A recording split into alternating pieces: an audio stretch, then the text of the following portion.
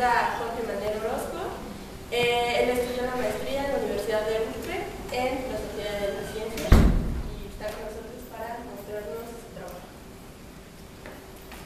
Hola, buenos días. Pues aquí todos son más o menos de licenciatura. Perfecto, sí. Pues sí, mi plática precisamente va dedicada así a alumnos de licenciatura. Precisamente es como una introducción así a lo que yo hago y también para de alguna manera despertar así un interés en este tipo de disciplina. Entonces, pues mi plática es por qué son importantes los elementos fundacionales de la física. Por elementos fundacionales me refiero a todo lo que es los fundamentos de donde se construyen todos los principios y todos por ejemplo, el principio de conservación de energía, etcétera, etcétera, etcétera. Entonces, normalmente nosotros estamos acostumbrados a, por ejemplo, en física, fui estudiante de aquí de ciencias y pues, o sea, me acuerdo que pues era así calcular y sacar así unas cosas así de puros cálculos, pero muy pocos maestros realmente, o sea, en mi experiencia personal, realmente lograron así hacer que entendiera realmente la explicación de esas teorías. Y pues eso es así como lo que hoy voy a hacer relevante. O sea, no me voy a ir del lado de las predicciones de las teorías, sino de las explicaciones. Entonces, bueno, en principio, normalmente uno está acostumbrado, digamos, a dividir disciplinas, física, biología, etcétera, etcétera. Pero, por ejemplo, en mi caso, o sea, yo no consideraría que yo lo que hago es una disciplina independiente de la física. Realmente lo que estoy haciendo es física. Pero, o sea, le estoy dando así como más importancia precisamente a las explicaciones y a todos los principios físicos que nosotros tomamos por sentado. Entonces, bueno, en este caso es física sin elementos fundacionales, pues yo creo que no sería física y tampoco sin una interpretación. Por ejemplo, o sea, la relatividad general de Einstein o en otro lado la cuántica, pues si no tienen una interpretación, entonces no estamos diciendo nada del mundo real, simplemente estamos prediciendo cosas que van a pasar mañana o en unos días o en un experimento, pero no estamos explicando qué realmente está pasando ahí. Entonces, bueno, uno de los problemas fundamentales de la física es cuando dos teorías que predicen lo mismo, ahorita voy a explicar a qué me refiero a eso, son diferentes. Entonces, por ejemplo, imagínense, ustedes tienen así un evento climatológico. Por ejemplo, están aquí en la Ciudad de México y quieren predecir el clima de mañana. Entonces dicen, pues mañana va a ser soleado, por ejemplo. Entonces te van a decir, ¿y por qué? Entonces, del lado de la física, pues existen muchas explicaciones, obviamente por procesos meteorológicos, diferencia de presiones, etcétera, etcétera. Pero otras personas te van a decir, no sé, otro tipo de explicaciones, no sé. Si creen en un Dios, entonces van a creer que Dios va a traer así el sol mañana o en otro tipo de cosas, pueden creer, ¿no? Entonces, a eso se le llaman teorías empíricamente equivalentes. Precisamente si mañana está soleado, entonces las dos teorías van a predecir lo mismo. Las dos teorías por el momento van a ser correctas, independientemente de las explicaciones. Obviamente, hay un método, y hay varios métodos para seleccionar qué teoría prefieres. Pero esos métodos no están sentados por la naturaleza, son métodos que nosotros inventamos. Y entonces, precisamente, dos teorías que predicen lo mismo, que tienen mismas predicciones, pueden tener diferentes interpretaciones y diferentes explicaciones, como es el caso así de los eventos climatológicos, ya sea, digamos, si creemos, digamos, más en la ciencia o si creemos en lo que dijo el Dios, etcétera, etcétera, ¿no? Entonces, hay obviamente criterios de elección entre esas teorías. ¿Cuál va a ser mi criterio? Pues en este caso, por ejemplo, la ciencia voy a creer, en mi caso personal, pues yo voy a creer más en la ciencia porque tienen mayor poder explicativo. Justificación de los criterios, porque yo elijo la ciencia, etcétera, etcétera. Entonces, realmente, el poder decidir entre dos teorías que son empíricamente equivalentes, eso nos lleva a considerar otras disciplinas, puede ser la filosofía, la lógica, la física, la biología, etcétera, etcétera, etcétera. Entonces, para tener un ejemplo claro, yo les voy a hablar acerca de las interpretaciones de la mecánica cuántica. Esto es precisamente en lo que yo estoy así más dedicado, y lo importante de ahí es que algo muy especial, digamos así, de la mecánica cuántica, a diferencia de la mecánica clásica, es que nosotros no observamos así pues, los electrones, o sea, todas las entidades teóricas que se definen ahí pues, no son observables. Entonces, de alguna manera, si nosotros hacemos una teoría y hacemos ciertas predicciones, por ejemplo, el modelo de Bohr es una especie de predicción, entonces vamos a llegar a tener varias interpretaciones. Por ejemplo, hay una interpretación que dice efectivamente hay partículas, hay otra interpretación que dice no hay partículas, lo único que podemos hablar es de probabilidades. Entonces, en ese sentido, pues, se abren una gama de interpretaciones, que es lo que les voy a platicar hoy. Entonces, nosotros tenemos varios tipos de interpretaciones. La primera interpretación estándar. La interpretación estándar es precisamente la que ustedes ven en los libros, o sea, lo que ustedes ven así en la licenciatura en física, pues que ven pues, las probabilidades de encontrar una partícula en cierto tipo de posición, valores esperados, etcétera, etcétera.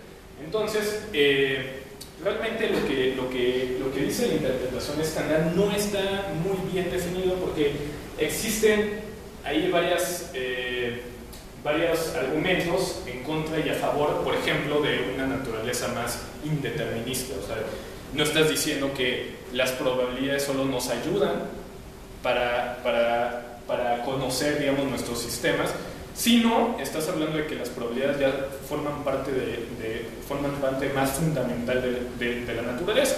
O sea, esto quiere decir que realmente la naturaleza es azarosa, ¿no? Entonces muchos así piensan de ese lado, pero otros dicen no, las probabilidades simplemente es como en la analogía en la mecánica estadística en Newton.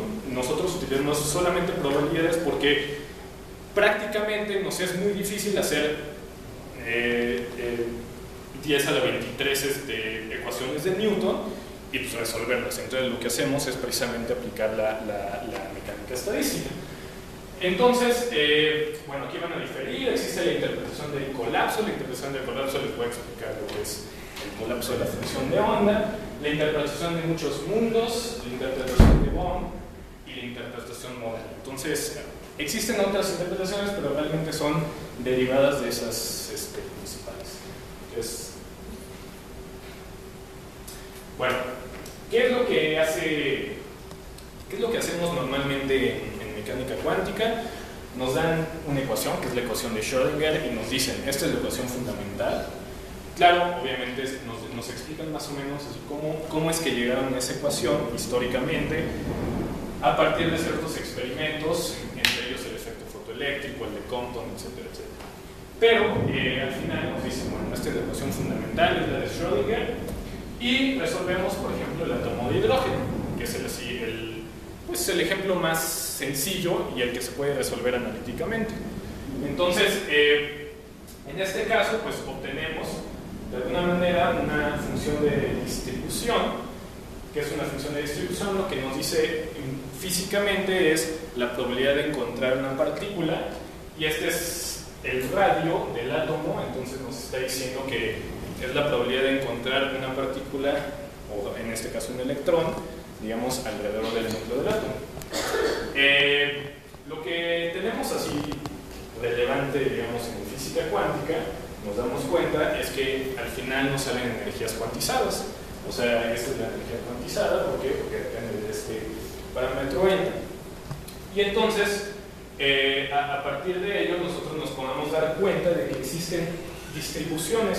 Y por ejemplo, en el primer estado, pues es una distribución así, podemos decir que el electrón es más probable que esté en este lugar, pero en los siguientes estados se reparten. O sea, hay distribuciones que nos puede decir, bueno, el electrón podría estar aquí, hay mayor probabilidad de que esté aquí, pero también puede estar aquí. Entonces, esto es así como en analogía con la mecánica clásica, pues es un poco controversial, porque nos dice, pues una partícula podría, eso es muy importante, podría, porque estamos hablando de probabilidades, estar en un lado y en otro lado. Entonces, lo que yo les voy a hablar es precisamente el origen de la ecuación de Schrödinger. Efectivamente, la ecuación de Schrödinger es como una especie de ecuación determinista, claro está, en el que nosotros podemos resolverla y de alguna manera deducir lo que se llama la función de onda, que se interpreta físicamente como la distribución de probabilidad. Bueno, en principio la ecuación de Schrödinger comienza con un postulado que es el postulado de de Broglie. Ahí está, o sea, el postulado de de Broglie simplemente dice, pues los electrones se comportan también como una onda. Y eso significa que, bueno, aquí tienen esta ecuación que nos dice precisamente eso. Y lo que realmente hace Schrödinger es, ustedes tienen la ecuación de Hamilton-Jacobi, no sé si la hayan visto, digamos, en mecánica clásica. La ecuación de Hamilton-Jacobi es, como ven, una ecuación diferencial que tiene de una partícula u una onda. Una partícula, ¿en qué sentido? Precisamente nosotros vamos a ver esta ecuación y vamos a resaltar esta función, la S. Esa S se llama función principal de Hamilton. Esa S podría tener varias interpretaciones. Una interpretación es precisamente que precisamente el gradiente de S es igual al momento, o sea, es m, la masa, por la velocidad. Entonces, esa es una de las interpretaciones que tiene. Esta ecuación se puede derivar precisamente de las ecuaciones de Newton, por eso es una ecuación clásica. Pero algo importante que hace Schrödinger es decir, bueno, vamos a insertar este postulado de Broglie en la ecuación de Hamilton-Jacobi. Lo que hace es interpretar esta función de principal no simplemente como una partícula, sino como una onda. Nosotros en matemáticas esta función principal la podemos ver como una superficie. Entonces es una superficie donde las trayectorias pasan perpendicularmente y esas trayectorias son precisamente las de las partículas. Pero si tenemos una superficie, entonces podemos de alguna manera imaginar que existe, digamos, un frente de onda. Entonces es lo que le llaman la velocidad de grupo, no sé si lo han visto, que se puede derivar precisamente de este frente de onda. Ahora, esa es la interpretación así ondulatoria. En este caso, pues Schrödinger interpreta la ecuación de Hamilton-Jacobi de esta manera y de ahí precisamente saca la ecuación de Schrödinger. Esa fue la primera derivación de la ecuación de Schrödinger a través de unir precisamente una ecuación clásica con este postulado de Broglie. Acuérdense que es un postulado, o sea, un postulado no necesariamente tiene una explicación, es simplemente algo que postulamos y creemos que es verdad. Entonces, tenemos esta ecuación de Schrödinger, la resolvemos, vemos las predicciones y vemos que son correctas, entonces decimos, nuestra teoría está muy bien. Y esa, pues, fueron precisamente los principios de la cuántica.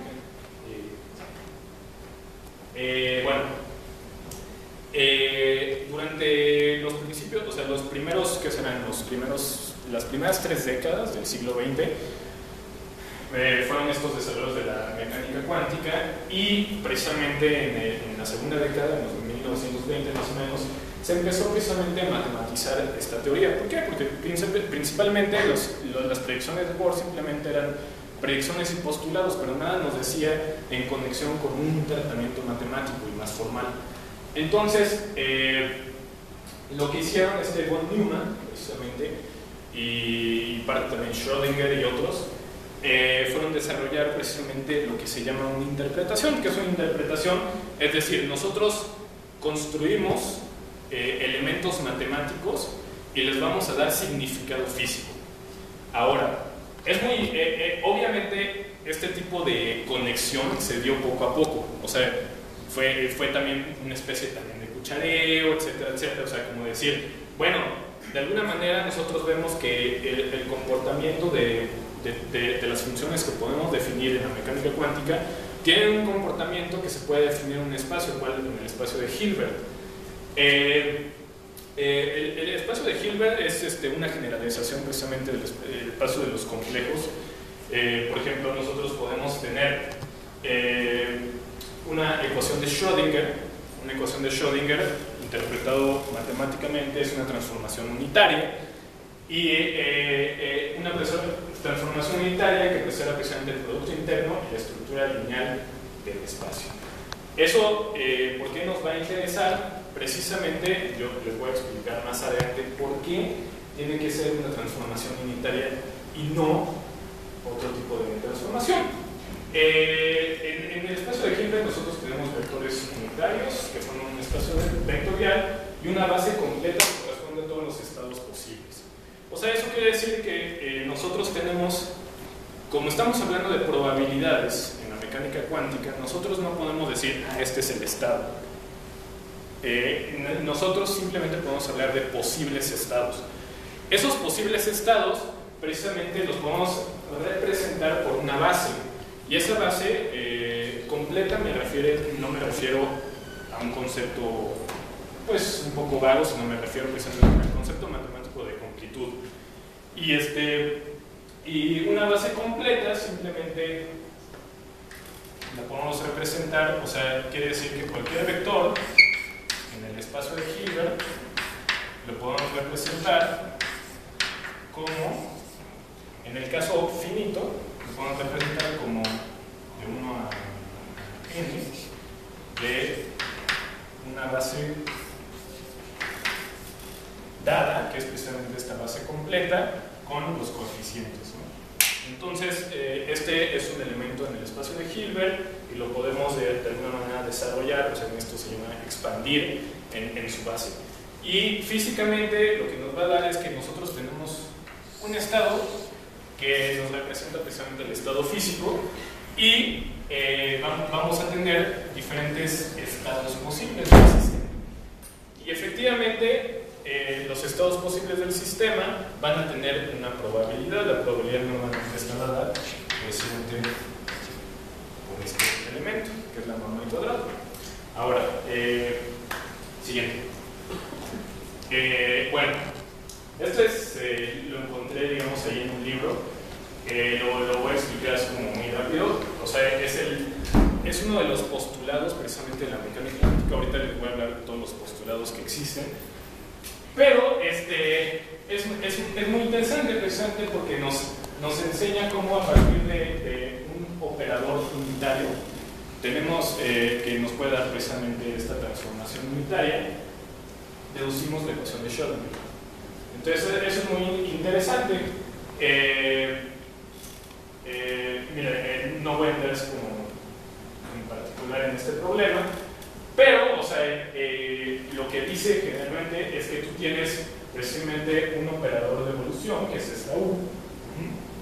Este operador de evolución, tú tienes un estado inicial, lo operas, o sea, este es un operador que precisamente opera, digamos, la función de onda del estado y obtenemos un estado final.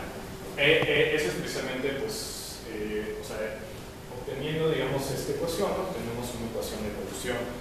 Y bueno, existe precisamente el teorema de Stone-Newman, precisamente dice y si existe si existe un parámetro continuo, si existe un grupo unitario continuo y de un parámetro, o sea, que está dado precisamente como que va del espacio de Hilbert al espacio de Hilbert, entonces existe un operador, que es precisamente que luego lo vamos a identificar con el operador del Hamiltoniano, y de tal forma que el operador unitario se puede escribir de esta manera. Esto nos puede dar precisamente, si nosotros insertamos precisamente esto en esta ecuación, pues al final vamos a obtener exactamente la ecuación de Schrödinger. Es muy fácil deducirla. O sea, lo que nos dice principalmente esta deducción es que precisamente de un operador unitario nosotros vamos a obtener la ecuación de Schrödinger.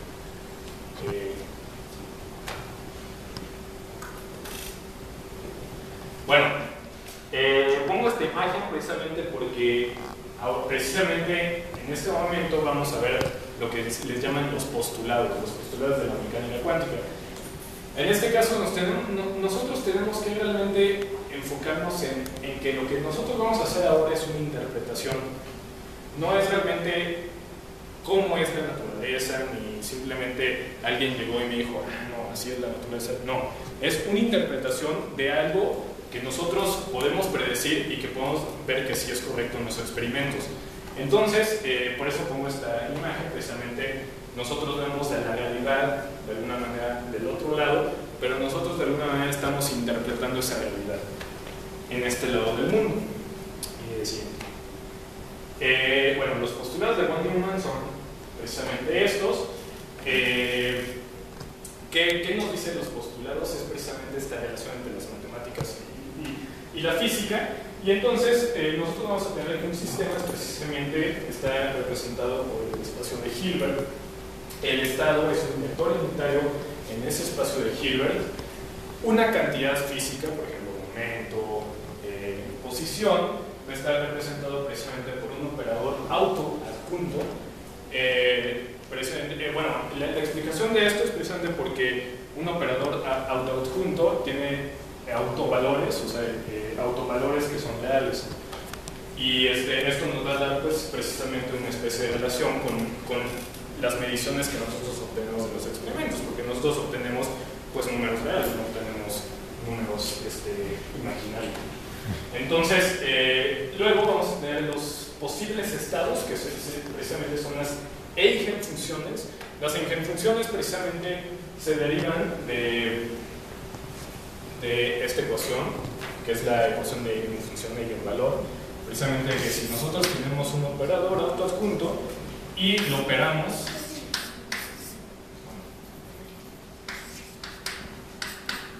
en un estado, entonces vamos a obtener precisamente los autovalores con las eigenfunciones.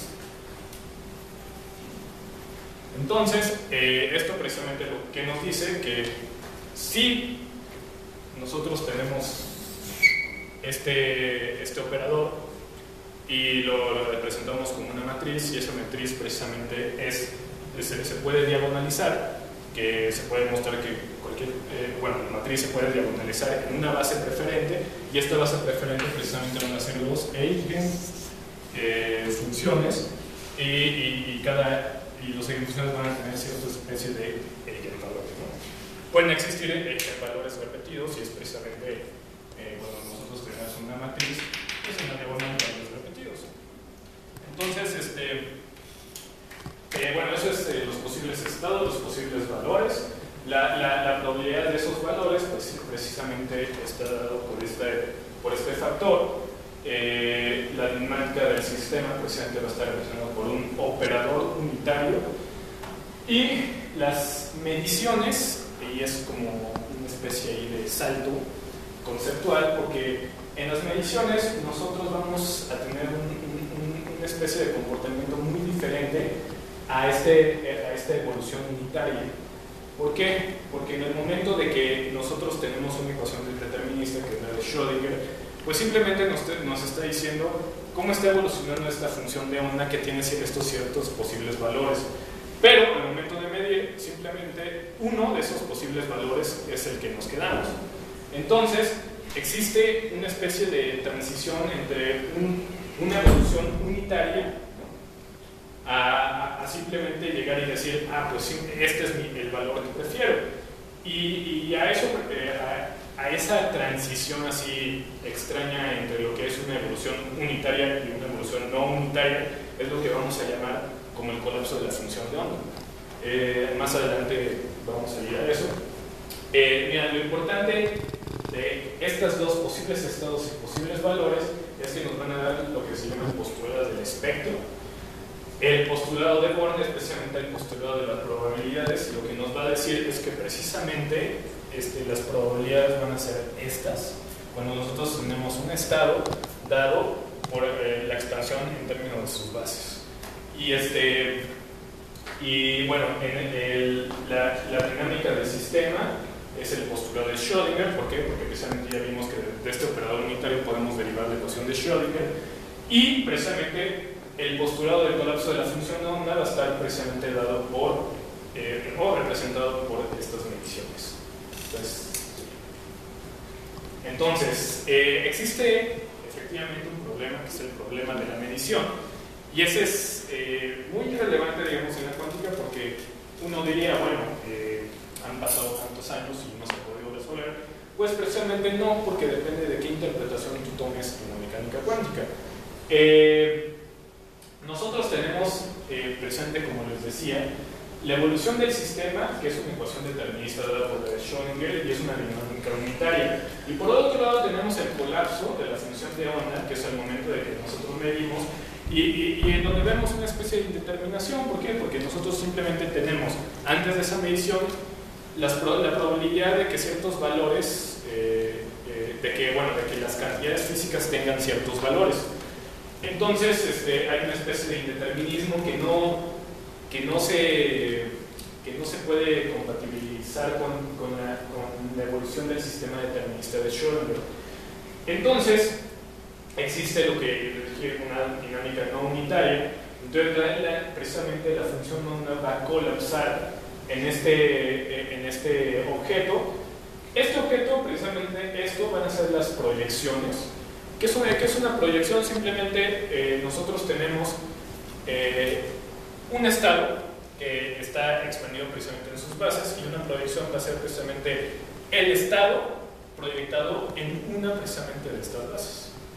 Entonces, en este caso, físicamente lo que nos está diciendo es que todo el estado está colapsando, digamos, a un estado con precisamente eigenvalor, y este eigenvalor es precisamente el valor de la medición. Entonces, bueno, vamos aquí a separar entre qué es una medición clásica y qué es una medición cuántica. Creo que esta es la mejor manera de aprender a ver todo este tipo de relaciones. Y bueno, imagínense que tenemos la cantidad que corresponde al aparato de medición. O sea, el aparato de medición es M y tiene valores que nosotros llamamos R. La cantidad que corresponde al sistema, o sea, por ejemplo, puede ser un momento, o sea, un operador autoadjunto que tiene valores A.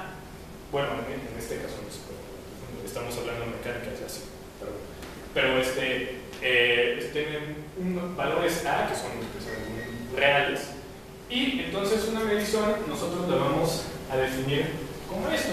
Nosotros tenemos en principio un valor, por ejemplo el valor del momento, y un valor de nuestro aparato de medición, que es un valor inicial. Pues, imagínense un aparato de medición, nosotros tenemos precisamente en el valor 0 al principio, porque no hemos medido nada, y al final nosotros vamos a obtener precisamente el mismo valor del momento, porque no estamos diciendo que el momento de la medida apareció después de la medición. El momento ya existía desde antes, y nosotros vamos a suponer que es una especie de medición ideal que realmente cuando nosotros medimos no estamos interviniendo en el sistema. Entonces por eso estamos precisamente diciendo que en este caso el ejemplo es el momento, el momento, digamos, se conserva. Y pues vamos a obtener precisamente un valor que es el valor de la aguja al momento de medir, y ese valor va a depender precisamente del valor del momento. Entonces ese es, pues, como podemos ver, una medición clásica. Como decimos, si la medición es ideal, si R es directamente observable. ¿Por qué? Porque nosotros, si bien nos podemos extender, digamos, al infinito, o sea, podemos llegar y decir, no, este puntero realmente no es lo que estamos observando. Estamos observando algo que mide ese puntero. y así te puedes ir a extender. Pero nosotros estamos diciendo que realmente R es directamente observable. Nosotros estamos viendo precisamente el puntero y de alguna manera podemos medir la cantidad de A, que es en mi ejemplo del momento. Entonces, quiere decir que en mecánica clásica todas las cantidades son propiedades físicas. Son propiedades físicas, ¿por qué? Porque antes o después de la medición, no importa cuándo, pues nosotros vamos a tener las propiedades de un sistema bien definidas. Y aparte, algo ahí importante es que las mediciones se toman simplemente como una interacción física natural, como cualquier otra interacción física.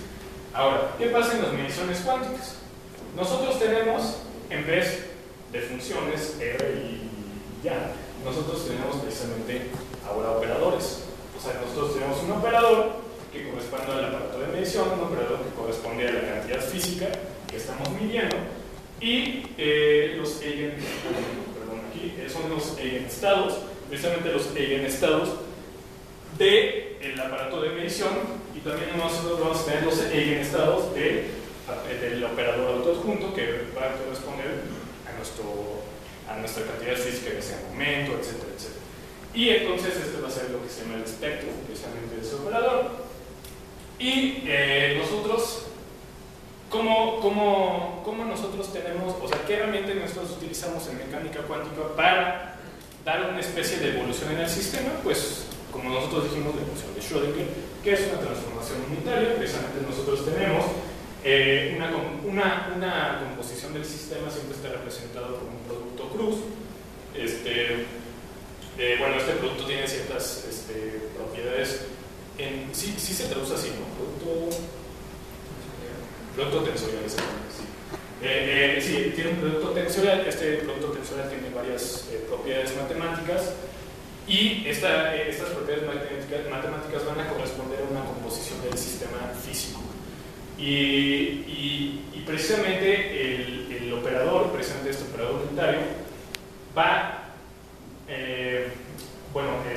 precisamente esta composición del sistema la vamos a evolucionar unitariamente y vamos a obtener precisamente esto. Ahora, obviamente, si el sistema se encuentra inicialmente en un eigenvector de A, ¿por qué? Porque simplemente estamos diciendo que desde el principio el sistema ya estuvo en un eigenvector de A.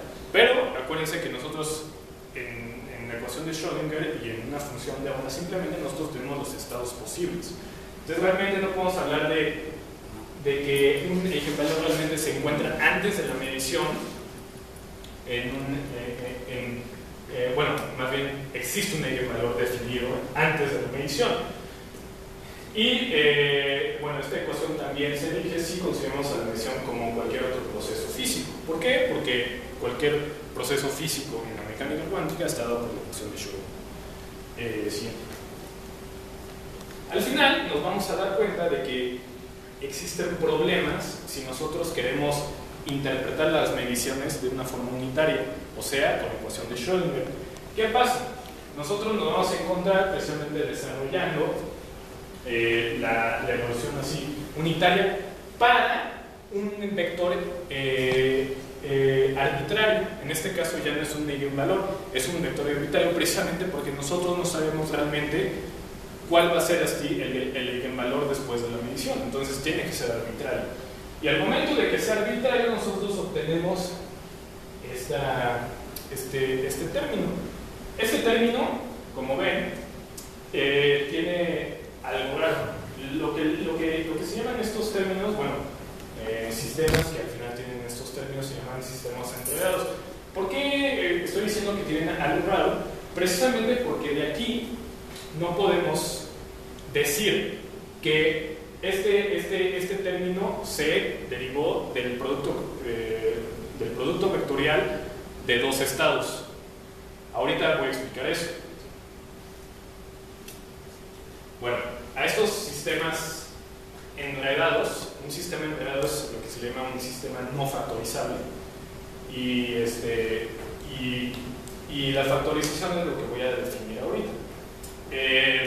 Imagínense, tenemos un vector arbitrario que está precisamente en bueno, la composición de estos estos sistemas. Este espacio de Hilbert corresponde al subsistema 1 y este espacio de Hilbert corresponde al subsistema 2. Los dos están precisamente en esta base, o sea, se puede demostrar precisamente que si nosotros tenemos una base en el subsistema con el espacio de Hilbert 1 y otra base con el espacio de Hilbert 2, entonces nosotros podemos decir que la base de este término es precisamente esto. Ahora, realmente no sabemos, o sea, es que al final cualquier elemento en este término va a ser cualquier combinación lineal de este término. Ahora, nosotros tenemos que, bueno, se puede escribir cualquier elemento arbitrario de esta manera. Con CJK, dado esta expresión simplemente sale diciendo que esta base es una base ortonormal. Entonces, nosotros vamos a tener que este elemento, el vector arbitrario, es factorizable si esta equivalencia se da. ¿Qué significa esta equivalencia? Precisamente dados dos vectores de la forma, o sea, tenemos un vector, digamos, en un espacio de Hilbert y otro vector en otro espacio de Hilbert, o sea, esto, nosotros obtenemos este término, que si ven, precisamente esto va a corresponder a las probabilidades de que cada uno de estos se dé, y están separados, y al momento de que nosotros ponemos esta equivalencia, entonces vamos a decir que es factorizable.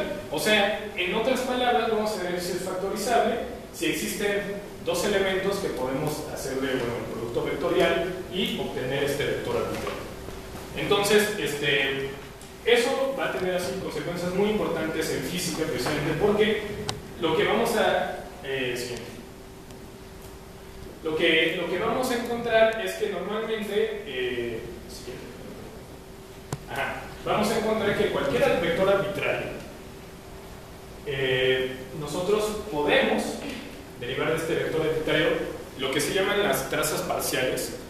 Bueno, ese realmente ya no es un vector arbitrario, o sea, eso es lo que le llaman la matriz de densidad, que corresponde precisamente a una distribución de probabilidad de todo el sistema. No sé si ya han visto este concepto de densidad, de matriz de densidad. No lo han visto. Porque, bueno, en general, una matriz de densidad es precisamente, les han definido lo que es un ensemble. Eso lo ven así como en física estadística. O sea, un ensemble es precisamente un conjunto. Imagínense que nosotros tenemos un sistema y lo vamos a multiplicar varias veces. O sea, tenemos el mismo sistema varias veces.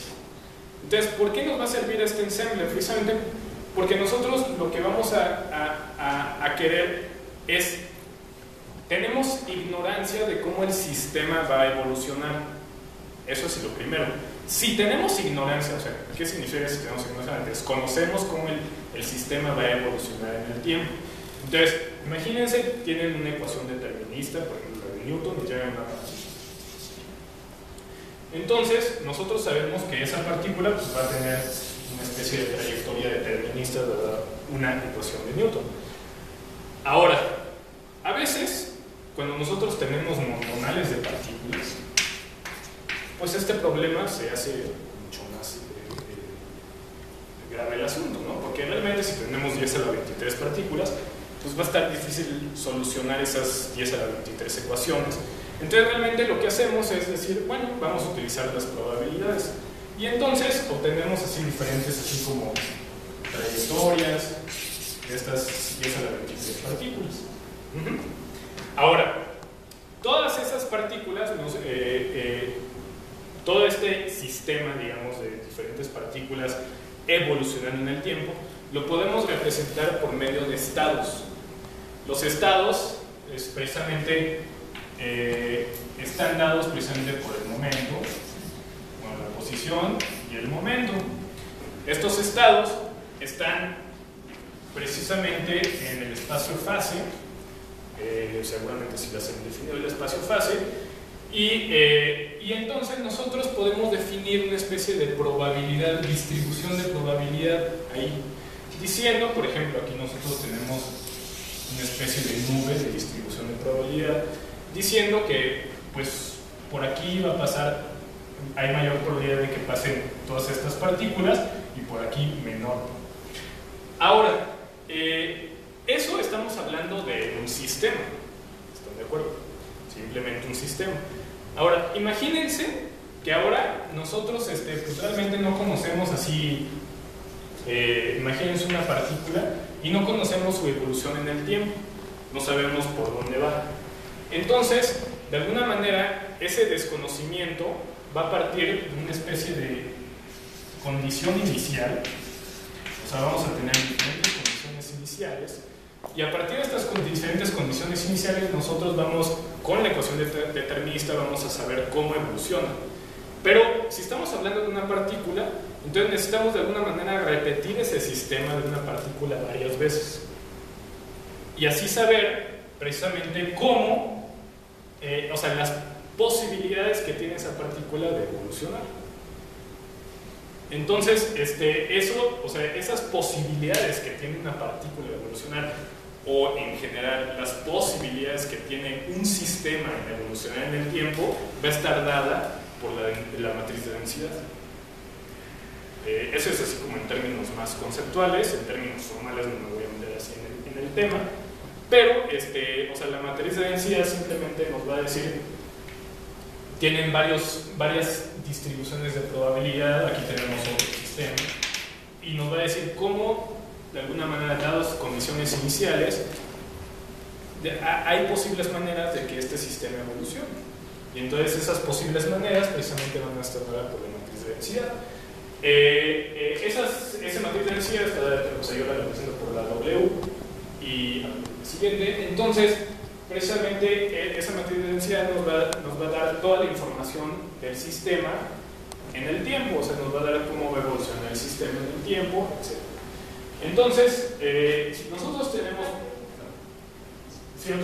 una matriz de densidad arbitraria, vamos, al final existe un teorema que nos dice que de esa matriz de densidad arbitraria que está en el espacio compuesto de Hilbert, vamos a poder derivar matrices de densidades, en cada espacio de Hilbert, o sea, físicamente qué significa en cada subsistema, y nosotros vamos a poder dar bien la estadística de esos subsistemas, o sea, vamos a decir los valores esperados de tal partícula en tal momento, etcétera, etcétera. Pero lo importante aquí es que el regreso simplemente se da si precisamente es factorizable esta matriz de densidad. O sea, ¿qué significa? Que nosotros siempre vamos a obtener, digamos, las partes de una especie de todo, o sea, de un compuesto, pero a partir de esas partes nosotros no vamos a tener la información completa del todo. O sea, siempre nos va a faltar esa información. Eso es en términos como más conceptuales. O sea, ¿qué significa? Que nosotros vamos a perder información de ir de las partes, digamos, al todo, pero siempre vamos a poder ir del todo, digamos, a las partes. O sea, esto es un teorema matemático, es muy fácil probarlo. Simplemente estas son precisamente las trazas de la función de la matriz de densidad, y lo que nos va a decir es que precisamente estas trazas van a contener la información de un subsistema, pero a partir de esa información del subsistema vamos a poder definir el sistema completo si, solo si es factorizable. Entonces, en el caso anterior,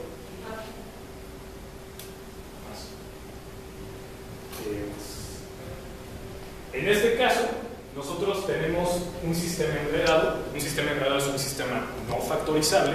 Entonces, ¿qué quiere decir? Que nosotros tenemos un sistema en el cual no podemos realmente definir cuáles son sus subsistemas, los estados de sus subsistemas. Entonces, realmente no tenemos la información suficiente para definir el estado de cada uno de los subsistemas que componen, digamos, al sistema completo. Este problema es precisamente lo que es el famoso gato de Schrödinger. ¿Qué dice bueno, es una paradoja. Una paradoja es la paradoja del gato de Schrödinger.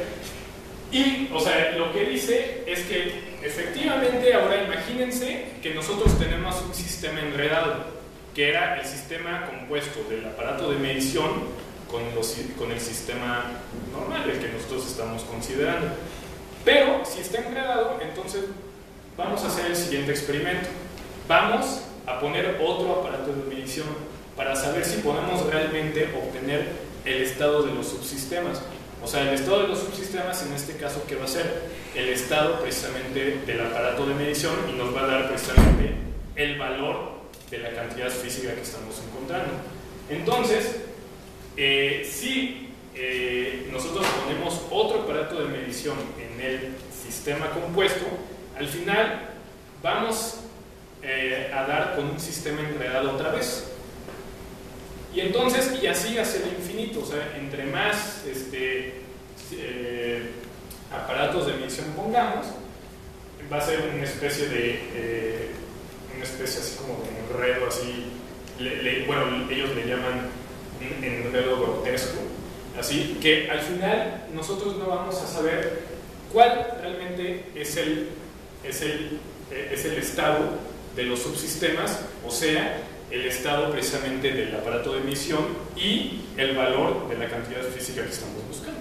Entonces, precisamente la paradoja del gato de Schrödinger nos dice que hay un gato, digamos, en una caja. La caja pues, está completamente encerrada. Hay precisamente una sustancia radioactiva, y entonces la sustancia radioactiva decae cada cierto momento, y adentro hay un aparato de Geiger, que es precisamente los que detectan estas